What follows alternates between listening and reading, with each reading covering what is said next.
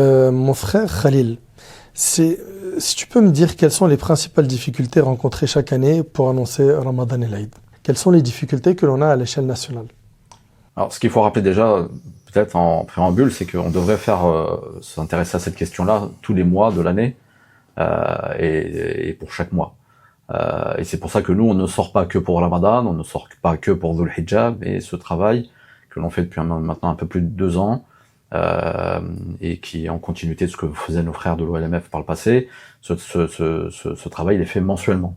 Donc tous les mois. Chaque mois, vous sortez Tous les mois, voilà. observer. On sort le 29 du mois, on sort observer pour essayer de scruter dans le ciel, de voir le. Vous êtes généralement là-bas sur site de quelle heure à quelle heure?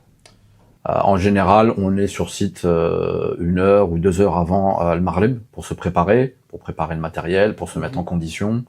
On a une période, on viendra sur les données astronomiques qu'il faut connaître pour pouvoir faire une observation du croissant lunaire, mais il y a un temps dont on sait qu'il faut une fenêtre de tir, comme on dit, pour laquelle il faut être prêt à scruter le ciel pour pouvoir voir le hilal. Mais en général, on est là-bas 1 heure à 2 heures avant le Maghrib pour s'y préparer. Donc ça, c'est fait mensuellement. Et bien sûr, ce travail, il a encore plus d'importance quand il y a un agenda lié à Ramadan, lié à l'Aïd ou lié au Hajj. Et ce travail-là, on sait qu'il est scruté encore plus pendant ces mois-là. Mais les difficultés qu'on peut rencontrer, alors tu parles de difficultés, il y a des difficultés qui sont liées au contexte, et qui montrent que c'est nécessaire de s'intéresser à cette question-là de manière sérieuse, scientifique, rigoureuse, tant sur la partie religieuse que sur la partie astronomique. Donc c'est quelque chose qui est à la portée de tous, hein. C'est pas réservé à des experts ou autres. Les frères de l'OLMF le montraient. Et nous, alhamdoulilah, modestement, on a pris le relais et ça prouve que toute personne qui s'y intéresse de manière sérieuse peut le faire de manière mensuelle. On a dans le groupe Telegram que tu as cité des frères et des sœurs dans toute la France qui alhamdoulilah, tous les mois essayent de voir le hilal à divers niveaux, hein, soit avec un smartphone, soit avec des jumelles ou télescopes ou autres.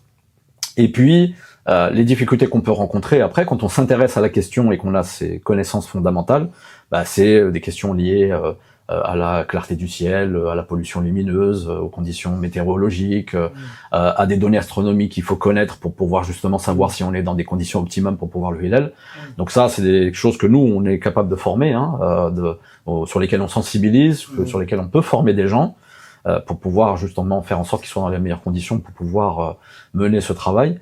Et les difficultés, ça peut être des difficultés inhérentes, à toutes ces données qu'on peut avoir de manière pratique sur le terrain, mais qui ne nous privent pas des récompenses qu'on peut avoir et qu'on doit avoir quand on fait ce travail pour préserver la tradition prophétique. C'est-à-dire que même si on sort un jour et que on voit que le ciel il est obscurci, qu'il est nuageux, que toutes les conditions ont l'air de pas être optimales, on va quand même sortir, on va faire cet effort et parfois on a des surprises.